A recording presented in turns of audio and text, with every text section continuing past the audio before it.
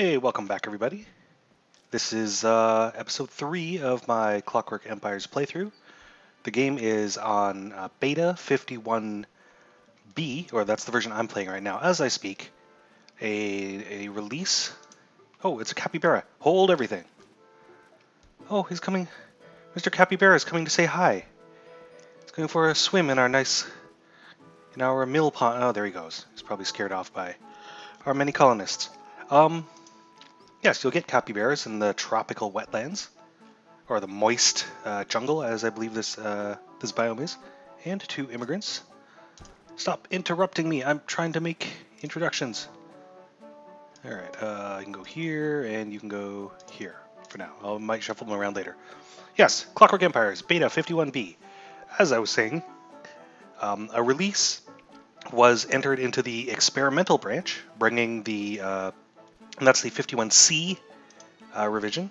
It's largely a number of bug fixes and some new code for hauling stacks of things, and the speed, particularly some tweaks to the speed of building construction, things like that, little things, nothing ground shaking. The reason I'm not playing it is because it's on the experimental branch, and there's no guarantee that it won't break this save. Yeah, so we're just going to continue on with 51B here. So, the colony is proceeding apace. I think things are pretty stable. Just going to double check our resources here. We're still quite short on planks and timber. Got some cots, got that carpet I haven't placed yet. Also, we have practically no stone, but as soon as the mine gets built and the mine shaft, the mine will start producing stone. Now, an astute viewer mentioned last episode that the kitchen, of the many modules in the kitchen, only one of them is actively producing food, which is true, and that is probably introducing a bottleneck into food production. And also, of course, we placed the workbench, and the workbench can produce additional goods that, more advanced goods basically, that require the workbench. Of course, I don't have the secondary resources necessary to make any of these. So with the workbench, you can make like glass jars of pickled funguses and chilies and things. I don't have any glass, right? And that's because the ceramics workshop here has no sand. So as soon as I get some clay and some sand, I might consider making those. So as our viewers have mentioned, only one of these modules is producing food, and I have it set. Oh, the mineshaft. Carpentry has completed the mineshaft module. So we can watch it being delivered to the stockpile, and from the stockpile taken to the mine to be assembled. Anyway, kitchen. Kitchen has 2 ovens, only one of them is cooking. So, this might be hampering the pace at which we get food. Let's watch the mineshaft go up. Now I can set the second oven also to be cooking food. This has always been a point of contention for me because I'm not sure whether or not it's more efficient this way. Let's say I set this second oven also to maintain a minimum stock of 10 food, right? That means each oven basically checks the stockpile to see how much food I've got in stock. And if I've got less than 10, then a worker will come attend the oven and make food. But because they're both limited by 10, that means at times when the stockpile has 10, neither oven will be operating. So is that more or less efficient than just having one oven? I guess technically you will always have the same, over time you'll have the same sort of stocked levels of food, but with more ovens devoted to maintaining those levels, you'll be at those limits more consistently. To complicate the matters, let's say I make one of the ovens have a minimum of, say, 7 food. Now, one of them, there are circumstances when one of them will produce and one of them will not. And I'm frankly not sure what the most efficient way to do this is, but it makes sense to have at least both ovens cooking away because people are eating food faster than I can produce it. So obviously I need more food production. And we've just received notification that we have incoming traders. Oh, what have they got? Bricks. Another box of rugs. Booze. not bad. We can actually see them approaching on the mini-map. I'll refer you to the top right here. This big white blob. The white dots on the map are basically where I have buildings and colonists. And so we can watch this smaller... wow, there's a lot of wildlife here. Snails and turtles and deer, Antipodean deer with weird stripy hides. Yeah, so we can watch the smaller blob of friendly traders approach our colony. Once again, I don't actually have anything to trade. I guess we'll see. Once they get here, I'm going to mark everything in the stockpile as eligible for trade. And then maybe I'll be able to trade for some of their goods. But even if we can't, it's not the end of the world. I think we're stable, although I could definitely use more rugs. That said, the ceramics workshop is complete and the mine is complete, so I should probably assign some overseers there. Also, I definitely need more timber. Man, where am I gonna... Oh, this is... I'm gonna travel so far. These last little dregs of wood. Alright. Traders are nearly here. Alright, all of this stuff will be designated as trade goods, which is frankly not a lot. Oh yes, that's right. I was going to assign a crew to the ceramics workshop so I can start producing bricks. And do I have any... Actually, I don't have any clay in stock. I think this mine might produce a little bit of clay, but actually I'm going to send my colonists up here to harvest this clay, because I'm going to need bricks. And that way I won't have to trade for any of the bricks the traders are bringing.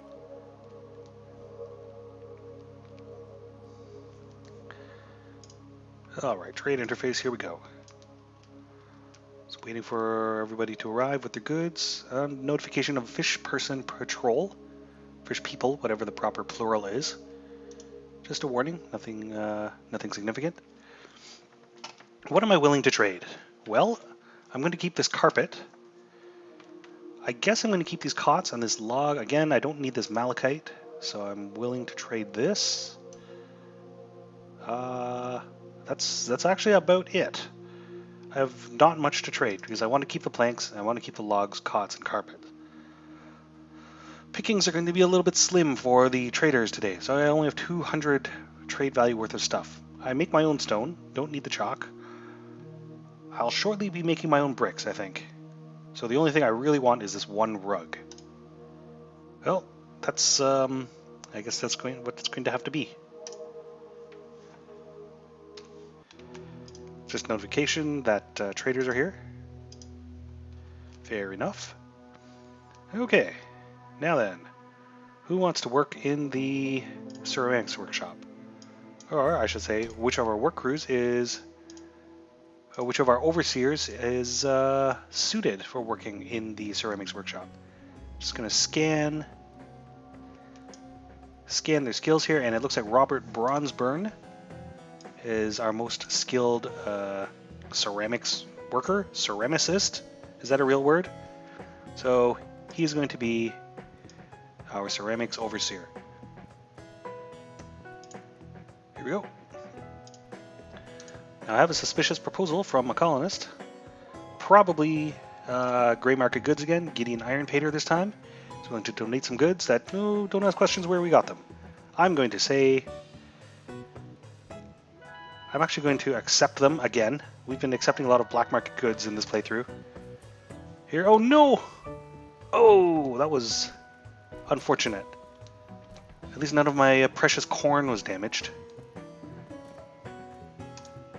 What did we get? Sphalerite, hematite. If only it had arrived slightly earlier, I could have used those for trade purposes.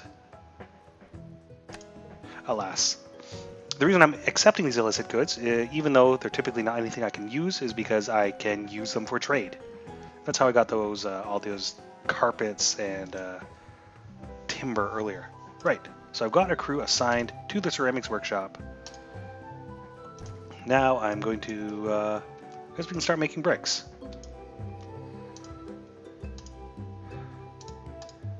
There we go. I'd like to maintain a level of at least 5 bricks at all time. And I suppose I may as well assign both ovens to do so. To make any things like glass bottles, I believe the ceramics workshop also needs a workbench, which I'll assign after this autosave completes. So I pick and place the workbench module from the ceramics workshop module list, which is right here. Oh, it's actually a ceramics workbench, not just a regular old run-of-the-mill. I'll put you here, I guess. Of course, in order to have a ceramics workbench, I'm going to have to build it here in the carpentry.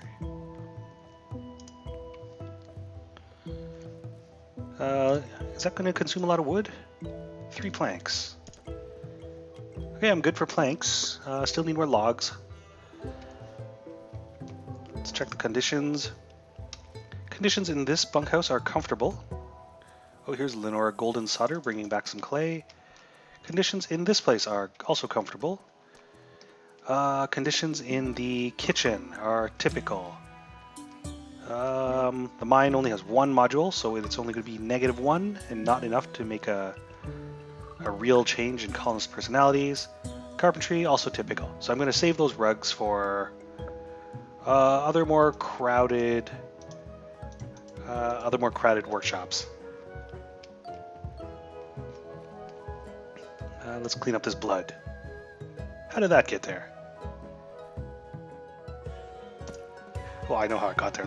That's blood from head wounds, from some of my farmers having a crate dropped on them. It's not my fault if the airships can't aim. And here we have Lenora Golden Solder, I assume, moving to install the ceramics workbench.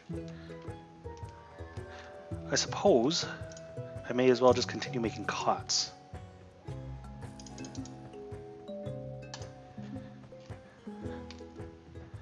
Alright, so things are going fairly well for the colony. We're even producing bricks now.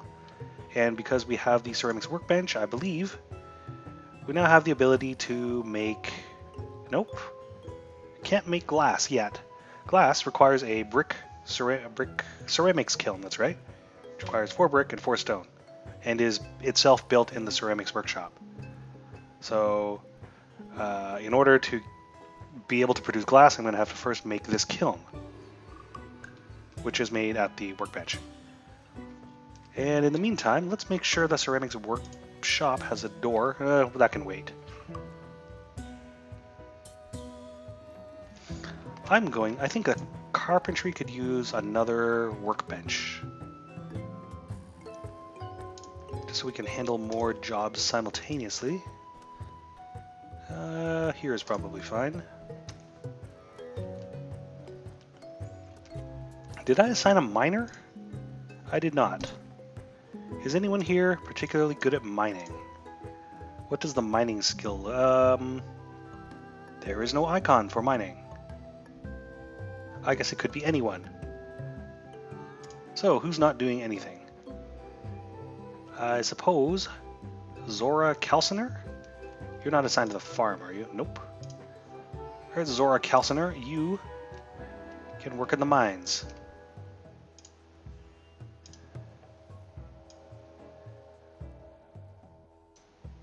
Here we go.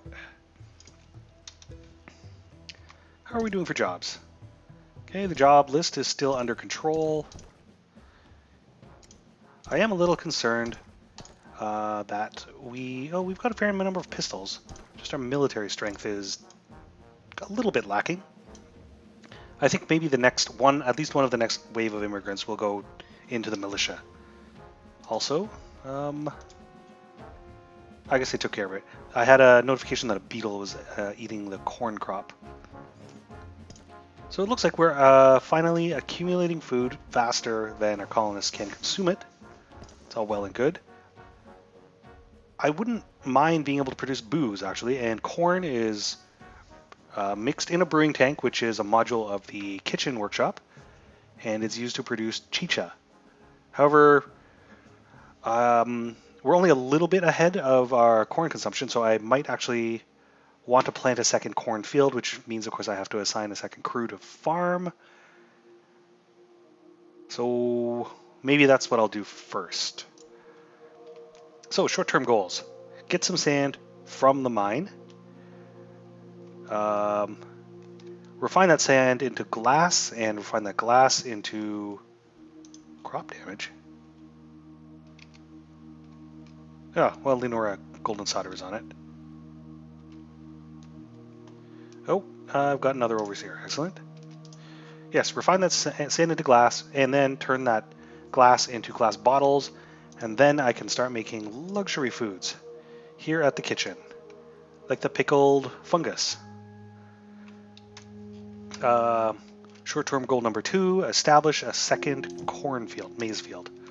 You can go right here. I need another crew to farm it. Who is planting Drusilla Iron Chain? Okay. Farmer number 1. Who else would be, let's see. Ooh. Some weird AI bugginess there. I guess Oswald Crimblecowl, you can be farmer number 2. And hopefully we'll have enough corn to both feed our colony and also to turn into booze. Oh, 2 new immigrants. Ah, so many windows. Alright, Oswald Crimblecowl, there you go. 2 immigrants, I will accept you. One of those immigrants goes into the militia, and one can join Oswald Crimblecowl's new farm crew. And also, of course, I had notification that traders were incoming. What do they have? Oh, look, they're bringing Mr. Turtle with them. Pause here for a sec. What have you got? A stone smelting crucible. Many stone... I don't... Wow. Iron plates? These, by the way, are not the Novorus who visited us earlier. These you can tell by their green felt hats with the feathery plume. These are traders from the Stallmark, whose closest real-life equivalent is Prussia, right? Period, Prussia. It was, if you'll allow me to go off on a tangent here, it was around this time, around the era of Victorian England, that Prussia united into the country we now recognize as Germany. But it was over a period, and it was kind of a long time in happening. So you could say they're Germany or they're Prussia, assuming the time period is around the reign of Queen Victoria, and both would actually be accurate in the context of this game. So, historical tangent over. We'll see what we have to trade them once they get here. I've got a few spare cots, so maybe they'll accept some cots in trade. I'm very short on timber, though. Let's see, how many cots do I have? 1, 2, 3, 4, 5, 6, 7, 8, 9, 10, 11, 12, 13, 14, 15. 15 cots for my 28 colonists. Maybe I'd better keep those cots.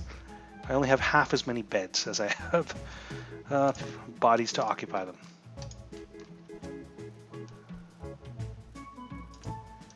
One, 2, 3, 4. And that's all of those cots placed.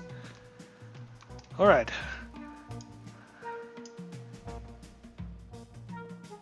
Time to trade everything, or whatever we can, which might actually not be anything. Got some bricks, coal, clay. Fortunately, the mine is actually producing a good number of tradable things.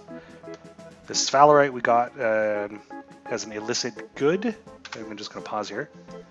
We don't need that. We can keep these planks, keep these logs. Don't need the hematite quite yet, and we do have a hematite mine, so I don't mind trading that. Ugh. You know what? I don't see myself building another structure that's going to suffer, whose condition is going to suffer, so I'm going to trade this boxed cot. Or sorry, this boxed carpet.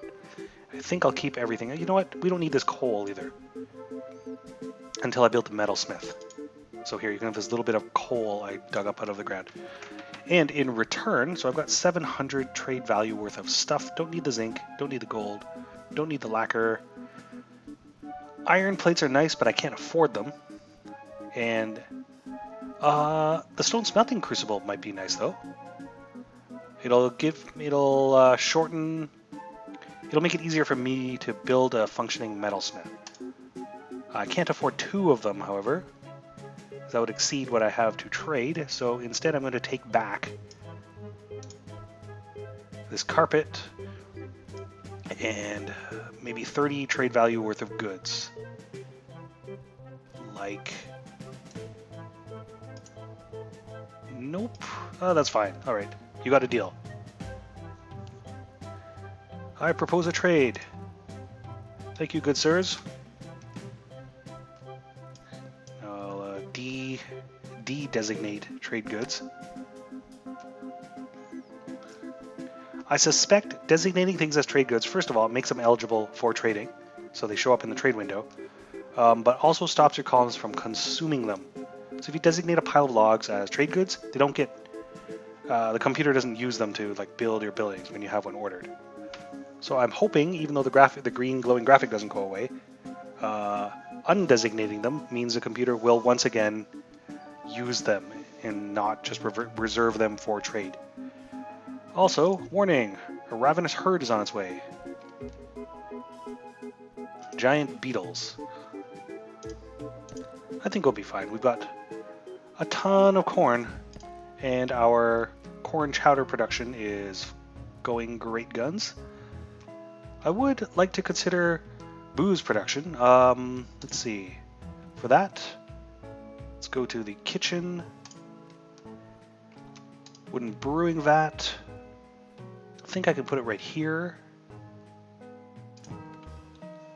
And there I can turn corn into chicha.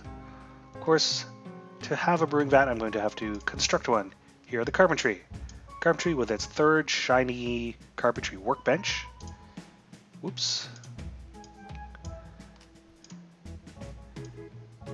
Looking for a brewing vat. Here we go. 1 brewing vat, please. Man, we have stripped the environs bare of like vegetation. I mean, there's fungus there. And that's the autosave again.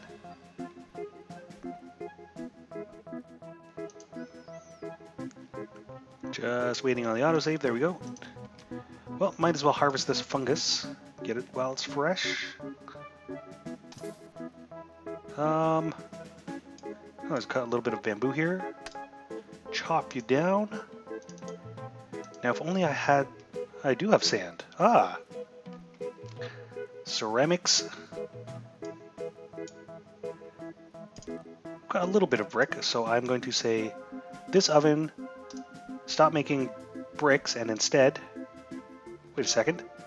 Oh, that's right. I'm still waiting on the brick ceramics kiln, so I can make glass. Which requires 4 bricks and 4 stone. And the reason it's not getting made is because I have 0 stone. Okay, so the reason I'm not making jars of pickled fungus is because that requires glass bottles. Glass bottles require glass panes. Glass panes are made from bushels of sand, which we're actually sourcing right here from the mine. But they're made here in the ceramics workshop, but it requires a ceramics kiln. So the stone ceramics kiln no longer makes glass the way it used to. You need a more refined kiln, the brick ceramics kiln, to turn sand into glass, but you have to build that module here in the ceramics workshop. And the thing that's holding it all up is that I have no stone, because I guess I just traded it all away to the traders. Well, that's fine. We have a brewing vat. So I'm going to say brewing vat. Nope, gotta stop doing that. Brewing vat, make me some... Well, I can't make beer because beer requires wheat. I'm going to say make me basic drink. It turns all basic drink eligible vegetable goods into the appropriate drink. So corn or maize gets turned into chicha, wheat gets turned into beer. I think agave plant gets turned into pulque or mezcal. No, pulque. And then there's a second tier of let me get back to you on that. To say Gain a level of 10 booze. Also, the music changed. I guess that means there are beetles incoming somewhere? Yes, there are two tiers of booze. There are basic drinks, and then there are basically distilled beverages. So wheat, for instance, gets turned into beer just out of brewing that, but it can also get turned into moonshine, or is that maize? Maize gets turned into chicha, and if you have a still, it gets refined into moonshine. Yes, that's right. Beer gets turned into, I'm sorry, wheat gets turned into beer, but wheat can also be refined into whiskey, and so on and so forth. With the agave plant gets turned into pulque, but can also be refined into mezcal. So those are, and those two tiers of booze are, they're stronger basically. They have a longer effect. Where did that beetle invasion go? I was all worried about losing my corn crop. No matter. Oh, believe I have a spare carpentry workbench now. So that ceramics workshop is finally going to get a door.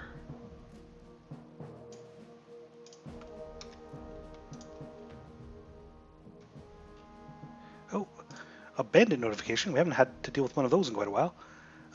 Pluto's Golden Pirates consists of 5 bandits. What is my bandit policy going to be? Shoot them on sight, or don't tell the Empire? You know, I'm going to... Wait a second, I don't want to give them my stuff. No, shoot them on sight. I was going to say, we already accept all sorts of illicit goods. So, you know, why do we have to be hostile with the bandits? But the option to be peaceful with the bandits implies that you are willing to overlook a bit of thievery. And that's not something I want in my colony. We don't have a lot of stuff. Mostly because of the wood shortage, so I don't want to lose any of it.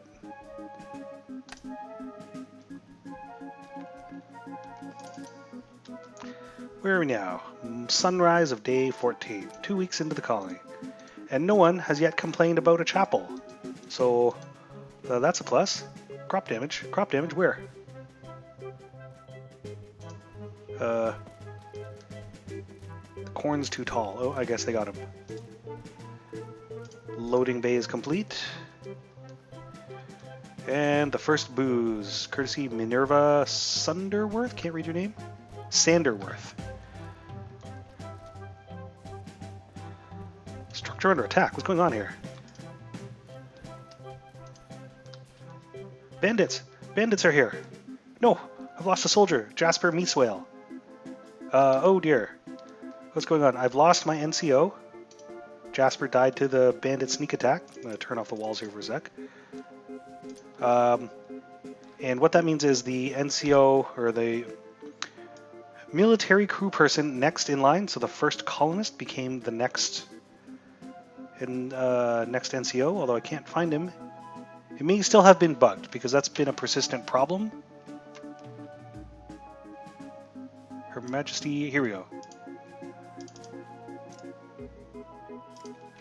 So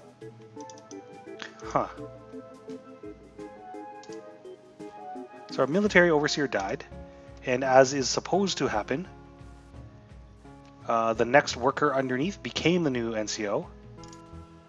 And that's supposed to sort of maintain the... Okay, I've got to pause here. That's supposed to maintain sort of the continuity of your military, so if you lose an NCO in an attack, you'll still have a military crew. Unfortunately, it's a little bit bugged, and although the NCO position is filled by the next columns down, the crew does not become militia, among other things. It also, unfortunately, becomes unusable. This crew will no longer... I can't assign it anywhere, and they won't do anything. So what I'm going to have to do is unassign everyone from this crew. Assign a new crew to the barracks.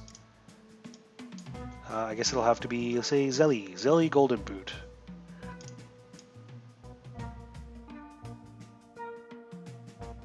Sure, Zelly Golden Boot.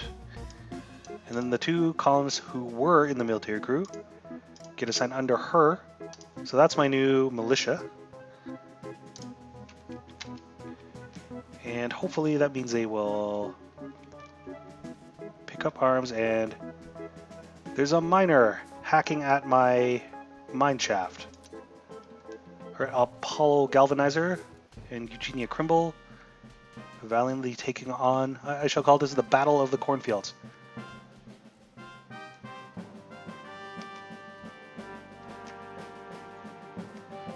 So I think we'll handle this with, oh dear, what just happened?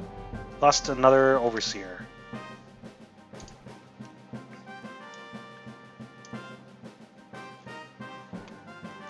Let's see, who just died? Zelly Goldenboot. Her career as NCO was not very long. Obviously the military crew needs a new Overseer. Okay, who... Well, I guess Edwina Wilsley? You are our next Overseer. And the two unassigned workers go here. Oh. Okay, so I have... the game is presenting me with a choice here. Having driven off the bandits... Not quite. Here's an interesting encounter with the fish people. I see the bandits have made enemies of the fish people as well. Little do they know, the fish people are ambivalent toward my colony. Oh, I'll have that gun. Oh, sorry, Bandit Corpse Burial. This is a chance I have to set policy. I always pick the bury corpses policy just because there are all sorts of unpleasant effects associated with leaving corpses unburied. And also it improves relations with the bandits when they see that I am, you know, respectfully burying their dead. Oh, look at all these corpses. Well, I have no naturalist, so I am just going to butcher this first fish person for meat. I'm going to clear out the graveyard now that we have a bunch of dead bodies to put in it. And there's blood all over the corn.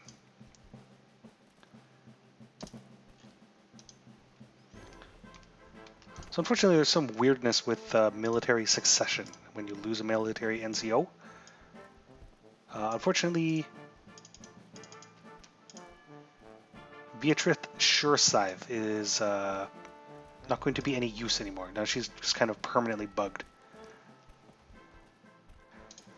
That's fine. I'll just have to remember not to give her any tasks or assign her any colonists.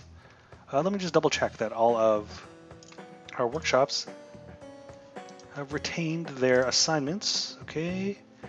Yep, that's fine. Mine's fine. Kitchen's okay. Nobody claims the ceramics. Yep, all is well. So, the one thing limiting us now is stone. I need stone for the next step in our grand expansion. 2 immigrants, excellent. Whatever. I'll put you one of the farm crews and one of the other farm crews. There we go.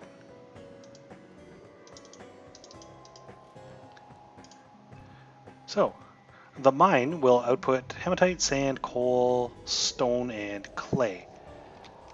But other than hematite, the other goods tend to be kind of at random. Hopefully we'll get a little bit of, well, we only need 4 stone, and then we'll be able to start producing glass. So, I guess I'll end this one here. There's a little bit of excitement here with the Bandit raid, which inflicted pretty heavy losses actually, but we drove them off. Oh dear, what's going on? Roost, the spirit of Zelly Goldenboot. No, stop bothering my colonists. I guess no one's gotten around to burying her corpse yet. The main thing spirits or specters do is that they wander around bugging your colonists about burying their bodies. As you recall, Zelly was our... Is this her body right here? No, that's Jasper Meatswale. That was the preceding NCO. Zelly here was hastily conscripted as the new NCO. And she died almost immediately. She's having a conversation with Zora Calciner, and we'll check on the details here. Zora Calciner was terrified to report, citing a haunting spectral form. No kidding. Stop driving my colonists insane, Zelly. I can deny that it exists, or... and here's where a vicar would come in handy. I'm just going to deny it. You're seeing things. Pfft, talking skeleton. Yeah, right. And this is where a vicar comes in. If you have lacquered planks and the ability to build a chapel, any colonist you assign to the chapel becomes a vicar. And a vicar can actually help prevent the appearance of specters by blessing corpses, or I believe they can intervene directly in situations like this where a glowing skeleton is running around driving your colonists insane.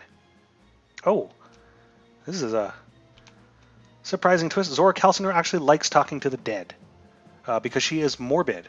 Well, this is the best of both worlds then. Excellent. Just talk to Zelly's specter all you like. Basically, she has the morbid trait, which means she is comfortable and, in fact, likes death and decay, which means she is well disposed to having conversations with dead people, and her memories of talking to a specter have actually made her happy. Makes her happy, makes her despair a little bit more, makes her less angry, and still makes her a little bit afraid. But if the specter had to have a long and involved conversation with anyone, I'm glad it was Zora Calciner. So, I guess this is where we leave the colony here on the morning of the 15th. With our colony, mournfully burying our dead. First of all, long pork is forbidden, but guns are not forbidden. I guess I can't select it yet. Long pork is forbidden, and no one may eat it. I'm just gonna leave it at the outskirts, and maybe a fox or something will eat it for me. So this is the game as it is so far. Clockwork Empires, currently in development and in early access, being developed by Gaslamp Games. My name is Alfred. I do these short little playthroughs about once a month with every stable branch release. We're up to, this one is Beta 51B, but the game itself is actually up to experimental build Beta 51C. If you're interested, it's available for purchase. Once again, I remind you, it's in early access, so it's not done. There are bugs and balance issues and script problems and things like that. I mean, the game's in pretty good shape. It's certainly playable. You can purchase it on Steam, in the Humble Store, through the Gaslamp Games own website. Yeah, I don't know. I hope you're enjoying this. That's where we are for now. I'm going to continue this playthrough at least a couple more episodes. And by the way, I'm going to clean this gun. I hope you've found this informative. I'll see you next episode.